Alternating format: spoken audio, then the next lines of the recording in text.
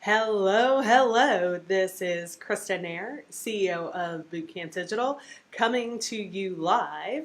And I'm really excited today in my first live stream to talk to you about something I have a lot of passion for, which is how we prioritize digital spending and digital choices. So I've been working with large companies a lot lately, but what I've noticed is both large and large and small businesses struggle with the same thing, which is how do you prioritize where you spend your time, money, and energy? Because when we do a workshop, for example, people walk away with pages and pages of ideas. And even if I think of my own business, there's so many things that I could be doing. So how do I prioritize and spend my time on the things that matter most? So I want to share with you today a pyramid framework that you can use to help you prioritize your digital spending. And I'm going to draw this for you on the board. So hopefully my handwriting is okay for you. So you want to think about your digital prioritization in a pyramid. At the bottom of the pyramid, which is your foundation, we have hygiene. Hygiene is really all about the things that you absolutely have to do to be taken seriously. And this could be different for different types of businesses. So for most businesses, hygiene is a decent website. Not necessarily an amazing or the most impactful website, but a decent website. Now, let's say you're a restaurant. A decent website is good enough. If you're an e-commerce site, though, maybe decent isn't good enough, and you need to have, a good website or a great website. But hygiene is really the things you have to do because it's an expectation or kind of like the price to pay for your business in digital. So hygiene could be a decent website. It could even be email, depending on your business, or more a Facebook page is a basic expectation, some SEO, at least for the name of your business.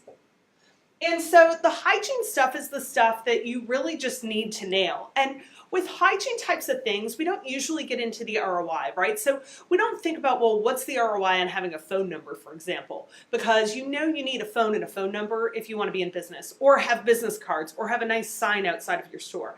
So the hygiene stuff, you don't want to think too much about ROI here. It's really the basic stuff you need to do to exist, and it should be obvious that you need to do that. Now I'm going to skip and go to the top of the pyramid, which is our innovation section. The innovation section of the pyramid, this should account for maybe 5% of your total budget. And the idea of innovation is to spend some time and money to test and learn. Now, the key to your innovation time is that this should be something that's maybe unproven. So, for example, it could be a new channel. If I think within Bootcamp Digital, we're talking about LinkedIn ads now. So LinkedIn ads for us would be an innovation because we've not tried them yet, so we want to test them.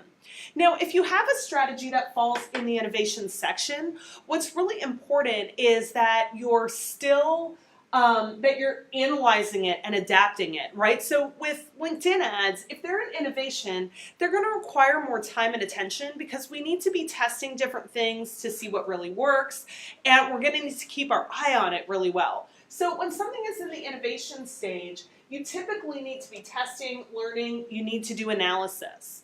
Now, let's say that LinkedIn ads, we do a test and we find they work really well.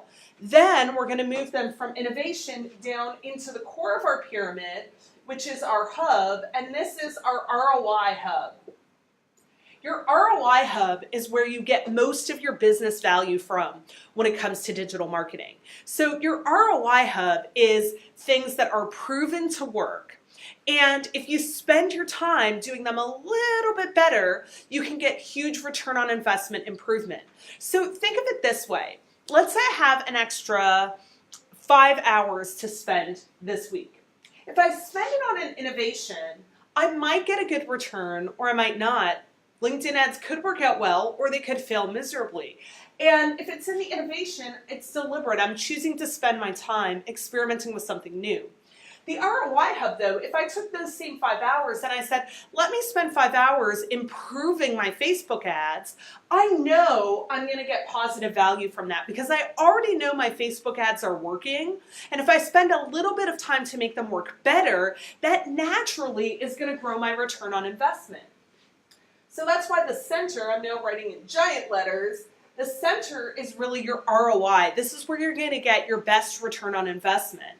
Now, where your digital strategies fall for your business would be different, right? So in the example of LinkedIn ads, once I figure out if they work, then they move from innovation down into the hub. And now I'm going to focus on improvement. One of the biggest mistakes that I see with both large and small businesses is we overinvest in innovation and we underinvest in the ROI Hub. And here's what I mean by that. Most people are so eager to do new things more, that we keep adding more things, which sometimes work and sometimes don't, but we miss the opportunity to do our core better, which is what can really drive the best return on investment for our business. So if we're spending too much time in innovation, that means we're typically spending not enough time in the ROI Hub. And by doing small things better, you typically will get a much better return on investment than with many of your innovations. So what I would challenge you to do is when you think about your own digital marketing, ask yourself, where do my activities fall in this pyramid? And do I have the right balance? The amount of time you need to spend on hygiene could vary. It depends on your business. Innovation, you typically want to have around 10% of your investment. So that could be, you could maybe go up to 15, maybe you go down to 5, depending on how much work you have to do in the other two. But the ROI Hub is going to get you the best return. And so what we see with small businesses is that they want to always add more channels and more tools and do more things. And by doing something new, you're detracting from being able to improve the things that already work. What we see with large organizations is that it's way sexier sometimes to talk about chatbots or AR or blockchain, and those could all be great tools, but they're detracting attention from the fact that you can get your biggest return on investment by doing the stuff that works a little bit better. So my challenge to you as you look at your digital strategy, or actually as you look at your marketing strategies overall, is look at what you're doing in this Hero Hub Hygiene model and try to make the effort to prioritize your time and effort where you're going to have the most impact, which is that hub. Always be innovating with the goal of proving out an innovation to move it into your hub, and then it gets into optimization and you're spending time and energy optimizing the stuff that works. Thank you so much for joining me for this short live cast. It has been my pleasure, and hopefully I will see you at the next one. Thanks so much and have a great day.